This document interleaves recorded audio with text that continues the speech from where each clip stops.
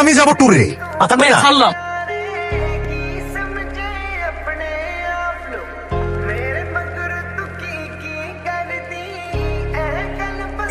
ভাই সালাম আলাইকুম। মারতেছিলা সালমানকে সরি বলো।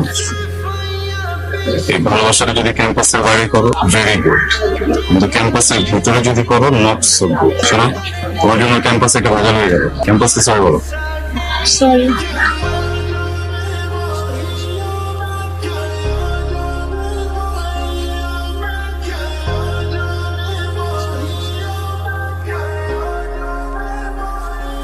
স্যার, আপনি ওর অসুস্থতার কথা আমাকে একটু আগে বলতে পারেন।